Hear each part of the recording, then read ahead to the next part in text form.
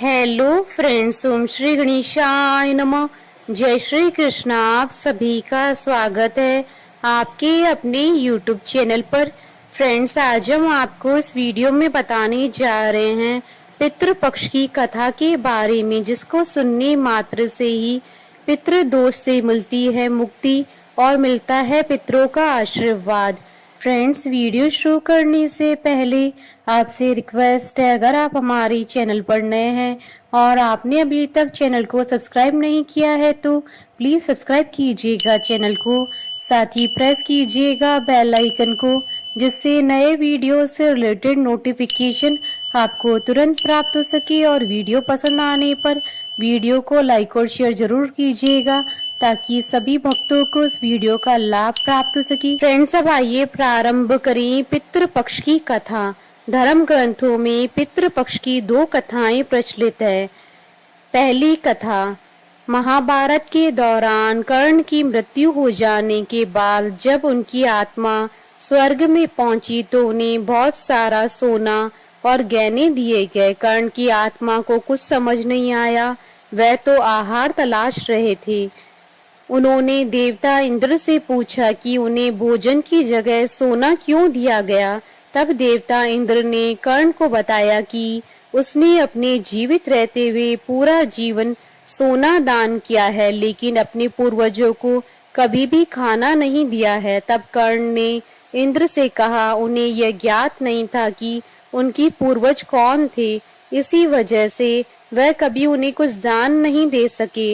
इस सब के बाद कर्ण को उनकी गलती सुधारने का मौका दिया गया और 16 दिन के लिए पृथ्वी पर वापस भेजा गया, जहां उन्होंने अपने पूर्वजों को याद करते हुए उनका श्राद्ध कर उन्हें आहार दान किया, तर्पण किया। इन्हीं 16 दिन की अवधि को पितृपक्ष कहा जाता है। दूसरी कथा, पौराणिक कथा के अनुसार जोगे तथा भोगे दो भाई थे। दोनों अलग अलग रहते थे। जोगे धनी था और भोगे निर्धन। दोनों में परस्पर बड़ा प्रेम था। जोगी की पत्नी को धन का अभिमान था, किंतु भोगे की पत्नी बड़ी सरल हृदय की थी। पितृपक्ष आने पर जोगे की पत्नी ने उससे पितरों का श्राद्ध करने के लिए कहा तो जोगी से व्यर्थ का कार्य समझकर टालने की चेष्टा करने लगा, किंतु उसकी पत्नी समझती थी कि यदि ऐसा नहीं करेंगे तो लोग बातें बनाएंगे। फिर उसे अपने मायके वालों को दावत पर बुलाने और अपनी शान दिखाने का यह उचित अवसर लगा।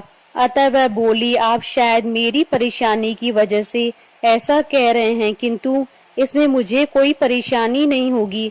मैं भोगी की पत्नी को बुला लूंगी, दोनों मिलकर सारा काम कर लेंगी। फिर उसने जोगे को अपने पियर न्योता देने के लिए भेज दिया। दूसरे दिन उसके बुलाने पर भोगे की पत्नी सुबह सवेरे काम में जुट गई। उसने रसोई तैयार की, अनेक पकवान बनाए, फिर सभी काम निपटाकर अपने घर आ गई। आखिर उसे भी तो पितरों का श्राद्ध तर्पण करना था। इस अवसर पर न जोगे की पत्नी ने उसे रोका न वह रुकी। शीघ्र ही दोपहर हो गई। पितृ भूमि पर उतरे। जोगे भोगे के पितृ पहले जोगे के यहाँ गए तो क्या देखते हैं कि उसके ससुराल वाले वहां भोजन पर जुटे हुए हैं। निराश होकर वे भोगे के यहाँ आए। वहां क्या था, मात्र पितरों के नाम पर अगियारी दे दी गई थी। पितरों ने उसकी राख चाटी और भूखे ही नदी के तट पर जा पहुंचे। थोड़ी देर में सारे पितर इकट्ठे हो गए और अपने अपने यहाँ की श्राद्धों की बड़ाई करने लगे। जोगे भोगे के पितरों ने भी अपनी आप बीती सुनाई। फिर वे सोचने लगे, अगर भोगे समर्थ होता तो शायद उन्हें भूखा न रहना पड़ता, मगर भोगे के घर में तो 2 जून की रोटी भी खाने को नहीं थी। यही सब सोचकर उन्हें भोगे पर दया आ गई। अचानक वे नाच नाच कर गाने लगे, भोगे के घर धन हो जाए, भोगे के घर धन हो जाए। सांझ हो गई।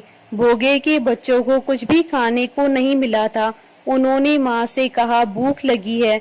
तब उन्हें टालने की गरज से भोगे की पत्नी ने कहा, जाओ, आंगन में होदी औंधी रखी है, उसे जाकर खोल लो और जो कुछ मिले बांटकर खा लेना।